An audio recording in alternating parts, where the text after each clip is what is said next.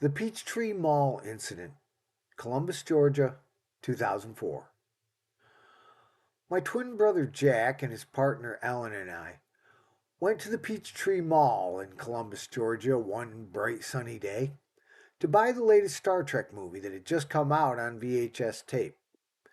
My twin brother Jack has cerebral palsy and cannot easily walk through the cavernous halls of the mall, so he sat down on a bench while Ellen and I went in search of the movie.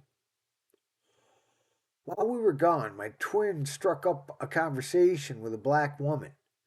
My twin brother told her he was a tarot reader who had done readings for charity, giving money, ironically, to the local police benevolent association. The woman asked if he had his tarot cards and would do a reading for her. My brother did have his cards and began to read them on the bench until security guards came up to stop him. As Ellen and I came out of the store with our Star Trek movie, we saw two short, broad, white shirted rent a cop security guards hustling my brother out of the main entrance of the mall on either side of him. When I asked what they were doing with their hands on my crippled brother, they said he was being kicked off mall property and was banned from the mall for doing tarot card readings on mall property. You do know, I said, that tarot cards are his religion, protected under the First Amendment. This is private property, they asserted. Yeah, I countered. Private property in America. He has to leave mall property immediately, they demanded. All right, he can go sit in the car while we finish our shopping, Ellen offered. No, they insisted. He has to be taken off our property. He has cerebral palsy, I insisted. He can't walk a mile across this parking lot. He'll sit in the damn car. I was getting annoyed, I admit. We continued to the car, but before we got in and left, Jack and I decided they needed one last gesture to express how we felt about this act of injustice. We stood at attention and lifted our hands in the historical gesture of a Nazi salute, followed by an enthusiastic Zig Heil. We had a good laugh and got in our car to leave. The next thing I know, the security guards had decided to block our exit with their white Bronco truck pulling up behind our car, stopping us from backing out of our parking space. I then tried to go forward out of the space when a very large black security officer, 6'12" and 350 pounds of him, jumped in front of the car. I slammed on the brakes and luckily did not drive over the cement barrier I couldn't see in front of the car. I got out and rushed up to the large man. Are you all right, sir? I said, shaking his hand and apologizing. Did I hit you? He assured me that he was not hurt and was not hit by the car. I'm so sorry, I said. Why did you jump in front of the car? You could have been hurt. Now, the short, white shirted, white skinned gentlemen were now surrounding us and demanding our IDs and telling us we were detained until law enforcement could arrive. They demanded that we sign a form saying that we could not return to the Peachtree Mall for a year.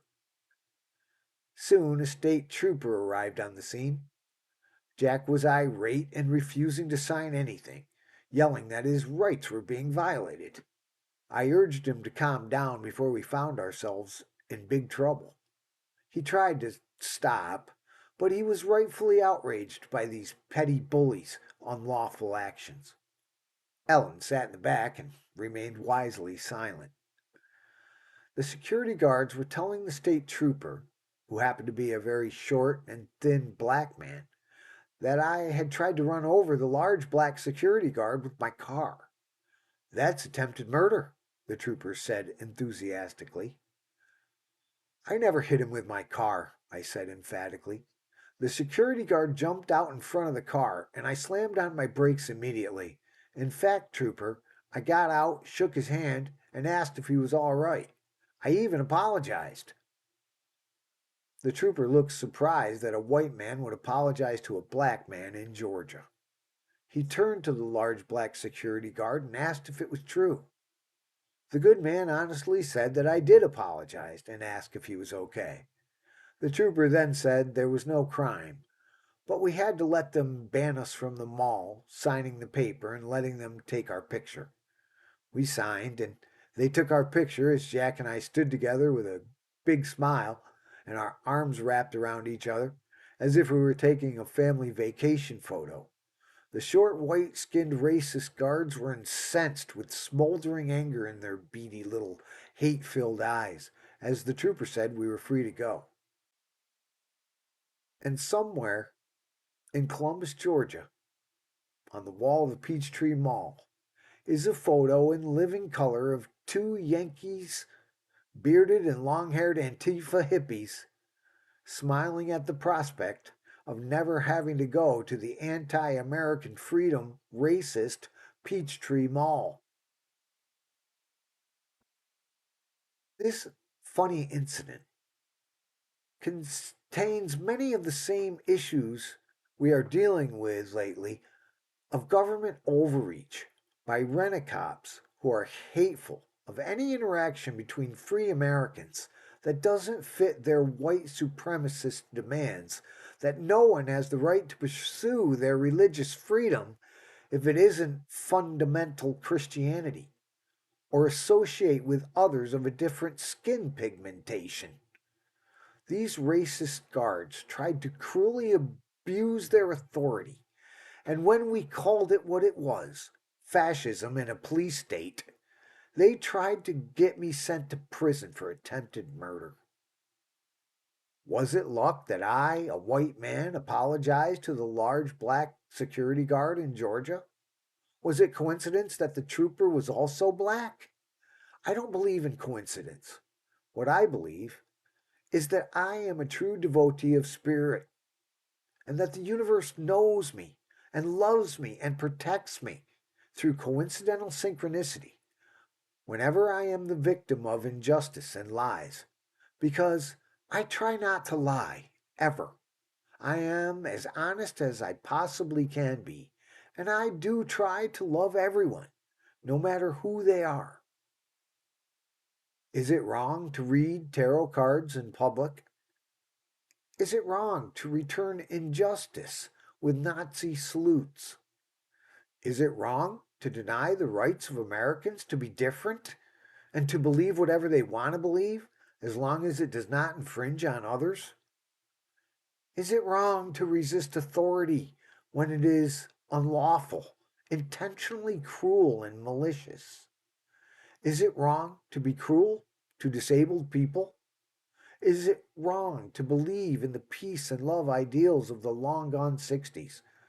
Is it still so wrong to have long hair and beards in imitation of the great first peoples and the ancient prophets and wise people of the East?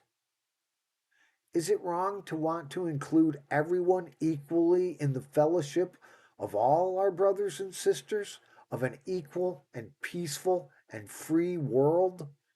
Is it wrong to love one another, even if it is hard, even if they are different?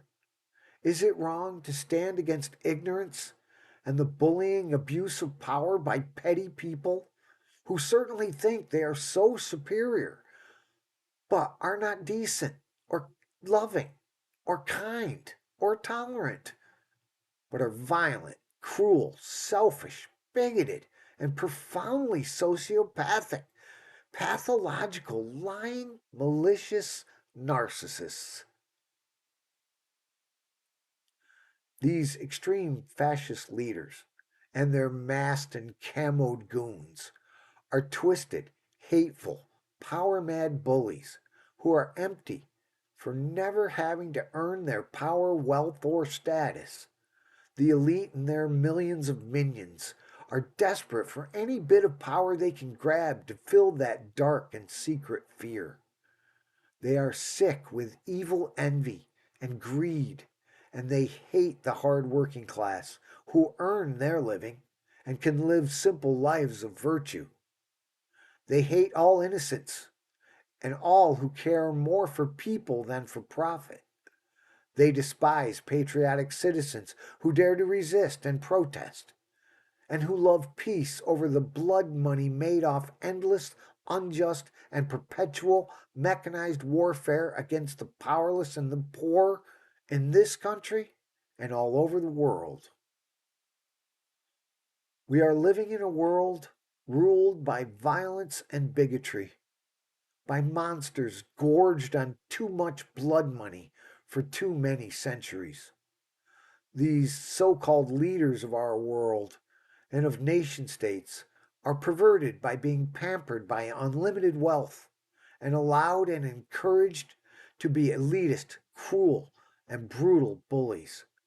They are self righteous racists and lawless monsters of unashamed conceit, gouging us all and threatening us all, even the future generations of all life on this garden planet, without conscience, consequences, or any accountability.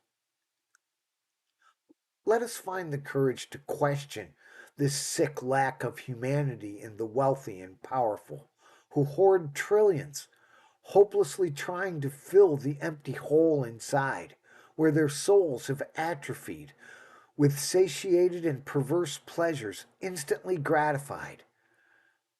They have grown sick with gross material insanity and a terrible and nebulous fear of false non identity.